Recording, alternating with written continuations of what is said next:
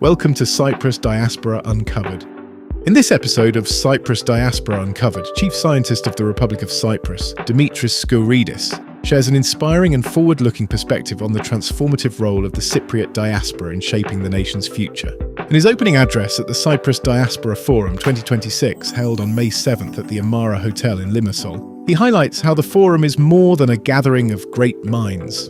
It is a powerful platform that activates global connections, linking Cypriots across continents, industries, and generations. He presents a compelling vision of how Cyprus and its diaspora can work together to strengthen the nation's brand, expand its global reach, and create new pathways for collaboration, investment, and shared success. It's a real pleasure to see so many of you here with us this morning for the Research and Innovation Foundation powered session, Cyprus from Emerging Hub to Global Player. Today is all about exploring the momentum that we're seeing across the island, from innovation and entrepreneurship to investment and global collaboration. Over the next few hours, we will hear from a fantastic lineup of speakers who are at the forefront of shaping this journey, both here on the island and internationally. We'll be looking at where Cyprus stands today, where it's heading, and importantly, the role that all of you can play, whether you're based here or as part of the diaspora.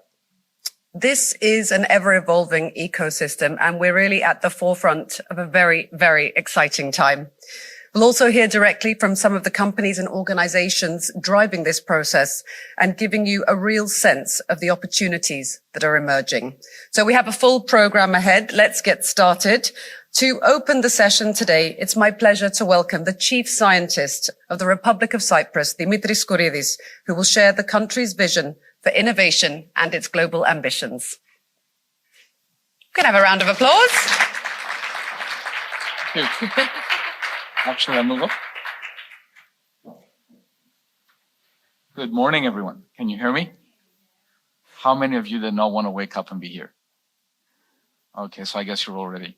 So before I go into actually sharing our ambitions, I'm actually going to start paving the road as to where we're going and what, Cyprus Vision 2035 is all about. But before we go there, I think yesterday we had a very high impact event, right, where we actually started welcoming all of you back. I think if we go back 365 days, right, this is where we were last year. And we started off with, new partnerships, new agreements, new people meeting each other, diasporians wishing and willing to help and move forward. And after that, we as government took immediate action. One of the things I'll stop here and actually help you all remember is that we have a vision. And as the president says, Cyprus Vision 2035 is all about making Cyprus one of the safest places to live, work, and do business in. And as we do that, each one of our ministries has the remit in really working and harmonizing and contributing to that mission. For us, for my team, the RIF, the Research Innovation Foundation, the Deputy Ministry of and Policy of Research Innovation, and also the Chairman of Commerce, our job here is to actually facilitate and help Cyprus become a leading, let's say, hub for research, innovation, technology. And we work together with the Chairman, the Cyprus Chamber of Commerce, with Invest Cyprus, in really creating this environment, really showcasing what Cyprus has abroad, and at the same time also evangelizing and working with all of you to make Cyprus great. Now, moving onwards, I'll just say that events are all good, but they only move forward when we actually, take action. So last year, in April, many of us, including Cyprus Chamber, Invest Cyprus, ministers, myself, we accompanied our president, His Excellency, to the first trip to the United States, which was all about creating that atmosphere, building, let's say, bridges. And as you see the quote that I use up there, he said very clearly, Cyprus is open for business, meaning that we're working together and we want to create a two-way value stream, a highway where we actually work with businesses. We facilitate through, making companies have access to Europe. Now, all of this, right, was the first step. After that step, we've had the Middle East. We've actually worked, moving over into India, a very big dialogue that's happening. We're working very hard as governments into making sure that Cyprus is part of the IMEC corridor meetings with the various dignitaries, be it, Saudi, UAE, Qatar, India, Israel, etc.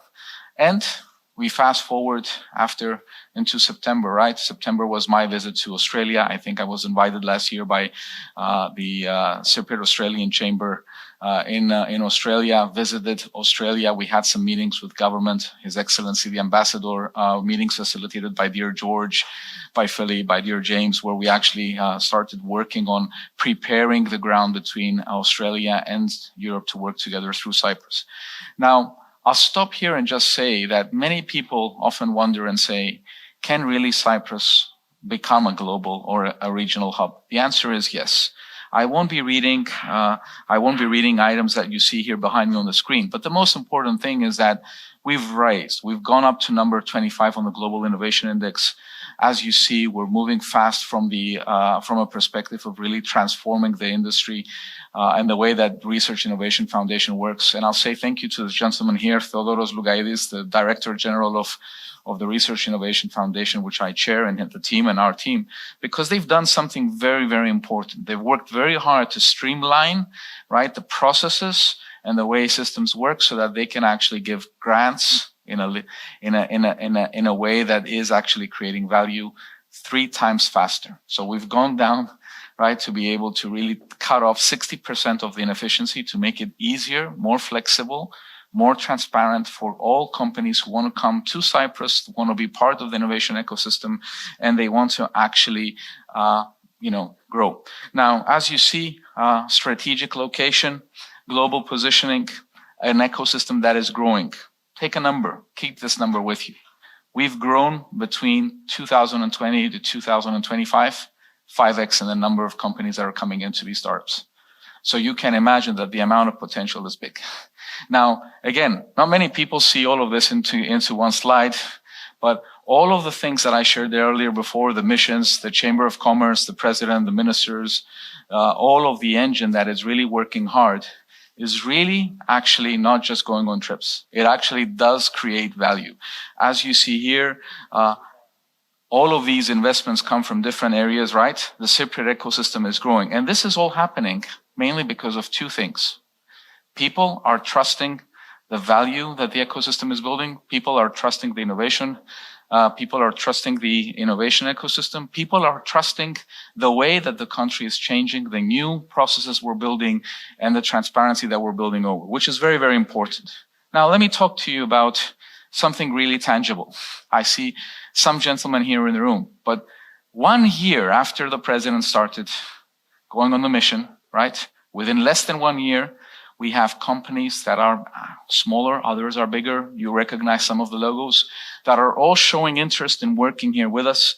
Many have already arrived. So from the United States, we have Tenstorrent, one of the leading chip companies, open chips, RISC-V processors, led by a gentleman who designed the Tesla FSD, who designed the AMD of K8, the iPhone Generation 2, and the iPad.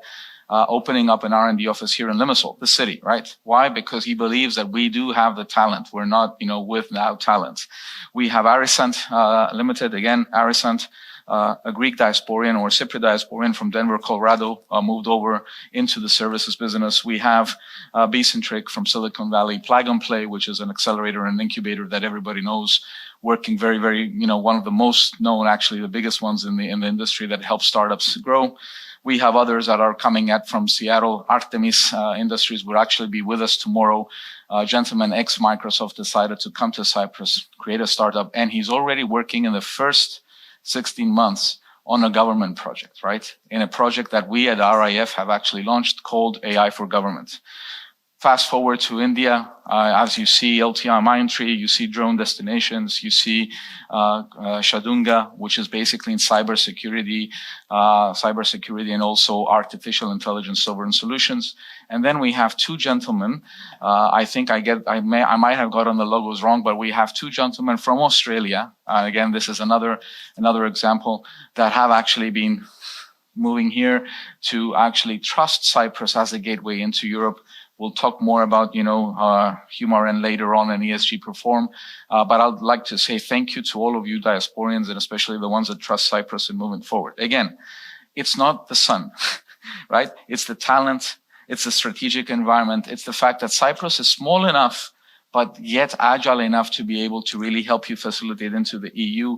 It's a business-friendly environment, and the chairman, Mr. Stavro, and myself, and Mr. Evgeny always say to people, we actually can get things done. We're friendly enough, right? And the other thing is, we actually, myself and the minister, deputy minister, we actually are working very hard to make sure that the island is future ready. So, things people don't know about Cyprus, right? We actually had a very big fire last year that, took away a big part of our, let's say, forest, somewhere here upside, on the upside from Limassol.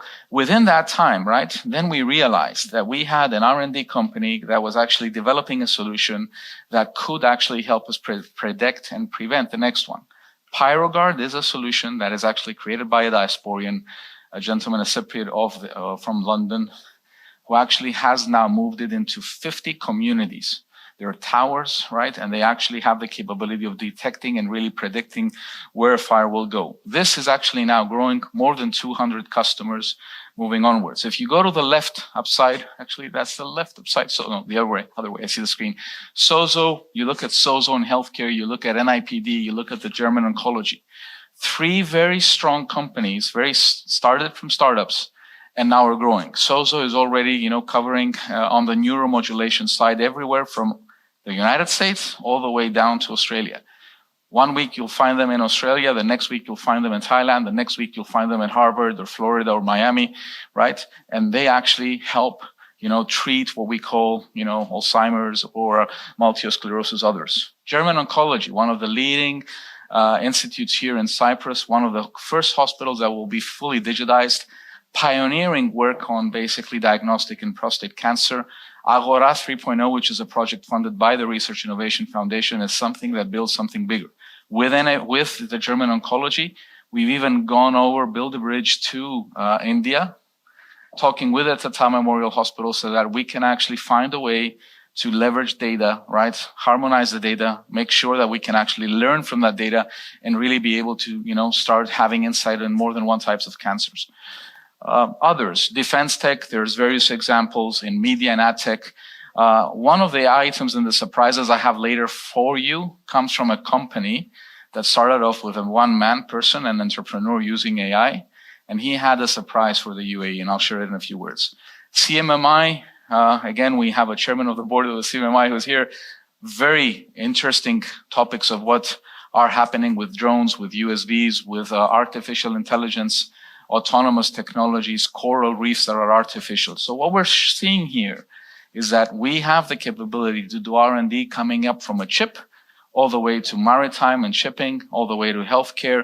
And what we're seeing now is we're moving slowly into the phase where these companies are coming together and they're building, slowly the clusters that can move forward. So yes, right? We don't talk about Cyprus becoming a hub in 10 years. We already have the building blocks moving into the area for us to be a formidable regional hub.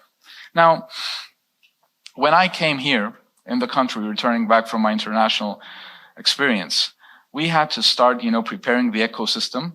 We had building blocks, but we were untrained, right?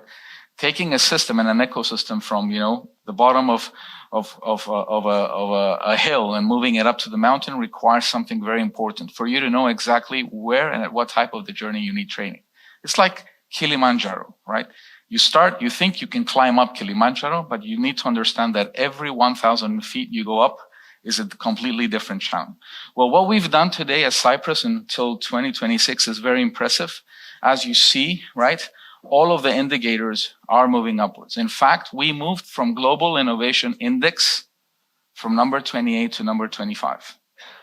All right? There's other metrics that you can actually see there in terms of ranking, for example, in the top 40 most attractive startups, startup ecosystems, being amongst the top 15 attractive business environments. But the reality here is the following, right? There is more room for us to move forward. So we're doing very well as an economy. You see basically that our unemployment rate is less than 4.5%. Our GDP growth from an economic perspective is around 3.4, right, it's growing. However, together, we want to actually continue building the blocks moving onwards. Some examples of companies that are here in Cyprus. I mean, there's many There's so many, there's more than 800 of them that, it's very hard to put them in the slide. So I've just choose some. But the most important one is, it's not just one area. There's multiple areas. So as you see, there's tech, there's gaming and entertainment, there's fintech and trading, there's AI and semiconductors, or AI and the chips that we're going to be doing R&D. There's maritime logistics, there's, space and deep tech. Did you know that Cyprus is one of the third fastest growing maritime and shipping management services in Europe? Number 10 in the world. This city actually lives and has a lot of business coming in from the ships. But the most important part here that most people don't often realize is that the incentives we already have are very, very strong. 15% tax, right? 3% on the IP capital. And one of the most important ones is basically the mix and match of the talent. So by building in Cyprus, you have access to Cypriot talent, which is world class. You can also, bring talent from other European countries who wish to work here. And you can actually also complement with visas that you can actually bring from abroad. And the most important part here in the piece here is that the actual labor law allows you to actually be more flexible. So if a startup opens up, let's say an entity somewhere where, labor laws are very, very strict, and you actually want to have an adjustment, right? Reinvest or divest in one areas, that can become a challenge. If you're looking for an area where you have a country that the ecosystem, the authorities, the funding agency knows how to actually run the European programs well, that can actually be helpful. Cyprus ranks in the top 3 in terms of attracting investment, basically, or funding from European sources. Take a picture of the slide. I won't talk about it, but this is what they say about why they choose Cyprus. And they don't choose it just for the weather. They don't choose it just for the food. They choose it for a number of reasons. Knowledge, capability of people, competency, availability of talent, availability to bring in talent, the actual quality of life. And yes, all of these things matter, right? So, part of the role of the chief scientist is giving presentations, but another part of the role of the chief scientist is to actually work and develop relationships and strategic partnerships with entities abroad. One of the things we did, for example, in Australia, I see there we have my dear friend James Dimitriou at Monash University. Monash University, for those of you who haven't heard, is a pioneering university that has basically created the artificial heart, right? Why is it interesting for us? Well, 2 reasons, ladies and gentlemen. Reason number 1, why should we invest millions of dollars in really building something when it already exists? Just for us to replicate that we can do something doesn't make sense. But if you have a partner that's so advanced that can be your partner, and then you can start building on top of that, that is where you actually create complementary value. Number 2, Australia a year ago was not in Europe horizon. Now it has opened up. So basically Cypriot entities, universities can start cooperating with Australian, let's say, entities, specifically research organizations. So this means that now Cyprus no longer stands as a small island. It has an island that also has a bridge that will be eventually going all the way down to Australia. We have a bridge in an MOU that goes to Japan. We have a bridge that goes over into UAE. We have a bridge that, goes into Greece, a bridge that goes into Israel, and we're building 2 bridges that will actually also take us to India and Singapore. So you'll be seeing more about that in terms of MOUs. And these items create something that's very important. It creates and gives us the possibility as startups, technology companies that are basically working in the country, and also research organizations to actually engage in projects, research, technology, and innovation and build business. So this is not paper. This is not theory. This is practice. And there's many of you here in the room who actually have been part of these engagements. They've seen that, when we do say that, when an Australian company or another company comes, there is going to be facilitation, introductions to be it investors or other, let's say, companies. This is happening. And I guess we'll talk later on. There's other sessions about that. But as you see here from the United States, visits to MIT, to Harvard, to Northeastern, from Israel, for example, to visits at the Technion University, at the Weizmann Institute, Australia, and all over the world. This is actually building the things that are moving forward. But I'll stop here for a second. People tell me, how are we going to be growing given that the environment is very, very, very turbulent. And I keep on saying to people, right? Our growth isn't just going to come from the companies we have today that are successful. They're going to be coming, right? And the future will be created by the future entrepreneurs. Why? Because we have a lot of artificial intelligence out there. In fact, you see this presentation that I'm sharing with you? How long do you think it took me to build it? 30 minutes, 1 hour, a day, 2 days, 3 days? 1 hour, right?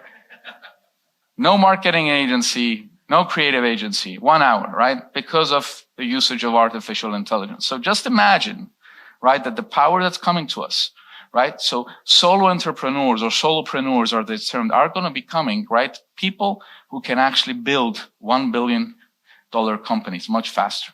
We're not saying that the past is going away, but we're saying that we're seeing a trend happening. So what we're saying here is, yes, Cyprus can compete, right, despite the size. There's examples here. I think there's a lady, where's Maria Malk? There she is. That lady there actually was a researcher. Can you stand up, please? I'll put you on the spot. Maria actually was a researcher in the University of Cyprus, and she believed that she could actually solve a problem with cybersecurity, right? And she created a system, right, that taps and actually analyzes malicious software on the phone. She did that. It actually had 1 million downloads. The next thing, right?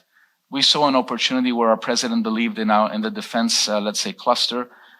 Maria diversifies, and actually the company is actually building solutions that are there. And like this, we have other solutions, be it 3Dium that I see supported by Kinesis Ventures that are really building solutions in marketing and content management, right? And they're now, having offices in New York, in London, etc.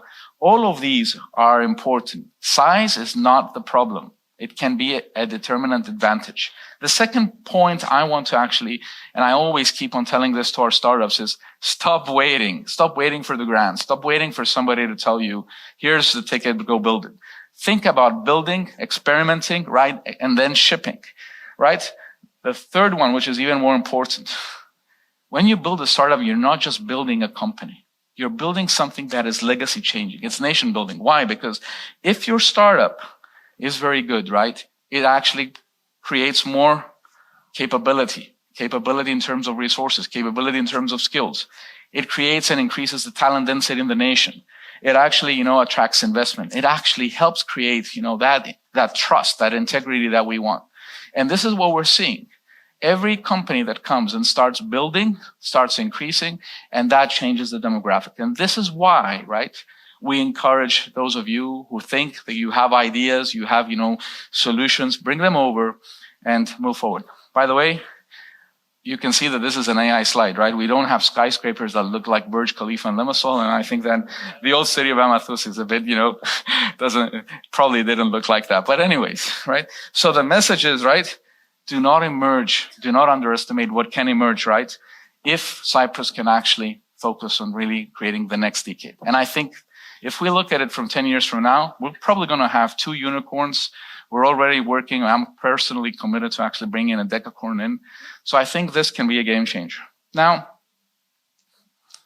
people often, think that research and commercialization are 2 very distinct entities. They are, but they're linked, and they're linked with something very simple, a bridge. But they do need, that mindset change. And for that, our organization, the Research Innovation Foundation, has actually created a knowledge transfer office, right? We've brought in incubators and accelerators. We have VCs, right? I mean, there's, I think, Kinesis Venture here in the room. And we're actually working in really making sure that this industry collaboration creates more value. And again, what we do, I think, effectively is between all of the stakeholders in the room, either it is Invest Cyprus or the Cyprus Chamber of Commerce or RIF in the ministry, we work very hard to make sure that yes, the funding is there, but people get to work with people that have complementary value. And ultimately, in the end, right, it's all about commercialization. If you cannot create something that will actually create value and capture value, it's not good. It's just going to stay somewhere. So we recognize that we need foundational research. We're investing in it. But at the same time, we're supporting increasingly this. Now, I'm going to stop here and show you this for a second. One of us here based in Cyprus, right, actually leveraged artificial intelligence creating content video. they created on Instagram a concept called the AMARA Hotel in the sky. That was actually an AI-made video. That alone created more than 30 million views, right? That it basically, people were actually wondering, is Dubai really building something like that? Until Dubai until the government actually went ahead and they announced the plan. This concept is actually being created by a company called Cypriot.ai, and they actually created an interesting video to help me show you what we do in terms of diplomacy later on. But imagine that this is one example of a solopreneur that works from this island and has 90% of his clientele outside Cyprus. And that's using artificial intelligence. So, as I said before, right, a lot has happened in the last 12 months.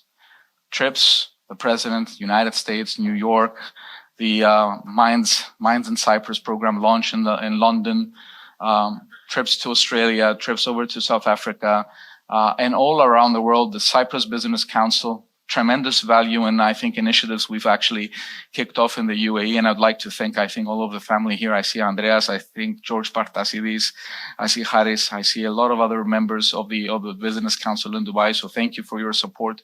This actually creates something more powerful. I call them personally, ambassadors of the diaspora, people who actually help by having that credibility that open doors. Maybe it's actually the University of Melbourne. Maybe it's, for example, as George Yoriu, Human RM, which is actually a company here that, does something very, very innovative, which I think can actually be acquired at some point by another big tech company. But I think Dave here will actually talk more about it later on.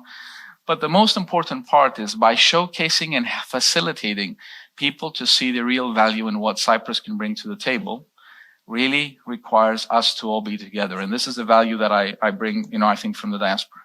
So before I start winding down my very boring presentation, I'll start telling you a few things about where we are with AI. So, people say everything is AI and AI is going to change the world. And, it has already. So what is Cyprus doing? Well, to understand what we are doing as we're developing our national strategy, we actually started conducting a survey to see how we can actually build tomorrow's ecosystem. Our survey actually got responses from about 116 companies.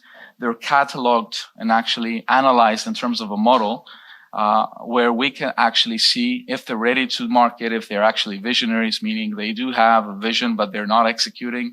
And there's many that are actually in the leader quadrant. This actually showed to be that there is at least, 40% of this list here that is already having customers using AI technologies out there, in the world, and not just in Cyprus. Now, the most important part is we've developed and we've understood that we need different strategies, different programs, different funding tools, different instruments for us to develop these. And this is part of what we need to make, so that we get to a hub. You cannot become a hub if you don't understand the environment. You cannot become a hub if you don't build the competencies. You cannot become a hub if you don't have the collaborations in place. And again, I keep on saying this because you'll see most of the time we're always in fours. There is the Research Innovation Foundation. There is the instrumental role of the chair of the Chamber of Commerce. There is Invest Cyprus. There is a chief scientist, and then there is the ecosystem. So our national strategy. We envision, for us to actually differentiate from others by making sure that we're going to start using AI to create a more productive ecosystem and to use AI in ways that we can actually help citizens have better experience. Two fundamental pivot elements. We don't just want to use AI because it's cool. But if we can use AI and encourage the government, the public sectors, the industries to use AI in ways that they can help contribute to the increase of the productivity of our GDP, that is going to be game-changing, And then what if I could actually take my mobile phone out and see, hey, my visa to India or my visa to Saudi Arabia has expired. I need to renew it. Click here. I got a speeding ticket, And if I don't pay it within the next 7 days, I'm actually going to have an increase in that cost. These little things, can make life easier. But to get there, we will focus on making sure that we're, completing and, fixed, supporting on the ethics. Inclusion, is very important because we don't want to build technology and solutions that are working only for one person. They must be embracing everybody. And then you need an ecosystem at scale. So people need to understand that to develop into a hub, you need an ecosystem. And for us, the ecosystem is, yes, the tech companies, it's the consultants, it's the GSIs, the system integrators, the researchers, but it's also you. It's the customers, right? So here's an easy view of it, right? Visualize it as a way of having customer experience, personalization, and productivity. And that productivity may be solutions that give you data insight. It might be solutions that are giving you optimized workflows, right? It might be solutions that are, data driven. All of this lies on a foundation. The human is going to be in the center. So we want to actually make sure that we're designing the systems that basically move there. The first sectors that we are actually going to be targeting with our strategy, so there's two phases. There's phase 1 and phase 2. Phase 1 will touch upon what is more important from Cyprus perspective. And when I say more important, I don't mean that everything that you don't see here is not important. What I want to say is that the Cypriot economy is based on 83.6% of the GDP on services. That means if we don't take active action now, and we have financial services disrupted, or the legal system disrupted, or the shipping and maritime system disrupted, right? Those changes can actually shift many of the customers over into other areas and other countries that are more important. So our strategy has taken into consideration these parts that are going to be moving forward. A few key takeaways. You can't pretend that everybody will just know, ChatGPT or Gemini or Claude or basically Copilot.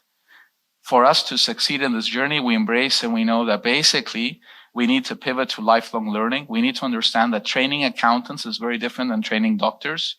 Training teachers is very different than training lawyers. And that basically will require reskilling that is going to be built, right? So this is not the answer. This is the directive of where we want to go, so that we can actually make sure that we will actually reskill, we will upskill, we will have strategies that will help us really deal with the workforce retention. Remember, if you can use AI effectively, you can actually create value. I've piloted this myself in my organization, where I have a digital advisor, and my team who works with me can actually use it to create a speech for me, to create, for example, a policy analysis. That saves them 30% of time. But that means that it doesn't mean that they don't do anything for the 30% they actually saved. What they do is better quality work. And that's important, right? And that's where we need to also improve, because if we don't, machines may be outrunning us. So all of this talent can't come just like that. We have programs, the Mind in Cyprus. We're attractive through investments, right, to people to come in and they're building the hubs. We built, talent that is here in the island. And we do have, continuous commitment by our educational system, our universities, that are building in areas that we're moving forward. So today I'm just sharing with you here AI, data science, and AI engineering at a master's, PhD, BSc level. But there's cybersecurity, there's medical schools, there's an ecosystem that we're building that is really very attractive. And I think I knew that the chairman will be here because he comes from the shipping side and maritime. That's why I put the maritime there, just joking. But the most important part is we're not just focused in one space, right? You see space there too. That for us is an emerging cluster. So we're moving across areas which, by the way, are all very adjacent to our ecosystem. And my time is up. So before closing, I have two takeaway messages to give to you. Number one message is, Minds in Cyprus is a program that we have with incentives. It's actually sponsored by the government, by the president, being executed under the supervision of Deputy Minister Ms. Irini Bigi, who you'll be hearing from within this conference. And this is a program where we basically encourage, we have investments, we have a platform in place that basically those who are based in Cyprus can actually go up there and see what positions are available. Those of you who want to come back and are looking for companies to actually operate in and work with, you can use it as a tool. Tenstorrent is an example where we had 20 profiles of CVs of brilliant engineers, right? From all over the world, from NVIDIA, from Intel, from AMD, from Microsoft, all that wanted to come back, they applied. The first 3 have actually got their job here in Limassol. The others are missing, are actually still coming. So with this finishing, I'll just share with you a small video of what basically our tech diplomacy looks like. It's not just talking. It's actually moving, going to countries, working with ambassadors like yourselves, people who are actually, opening the doors, helping us create that credibility and move forward. And since then, I think the next 60 minutes will just show you a small glimpse.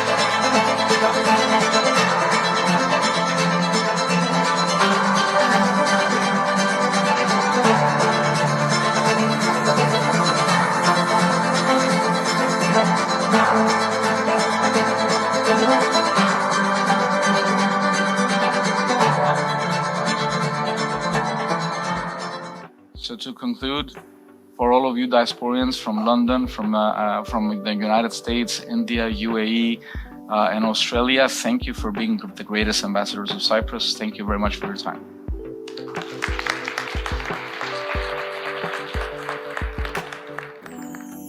Thank you for listening to Cyprus Diaspora Uncovered. Subscribe to our podcast on Spotify or Apple Podcasts for more inspiring conversations that are shaping Cyprus's global future.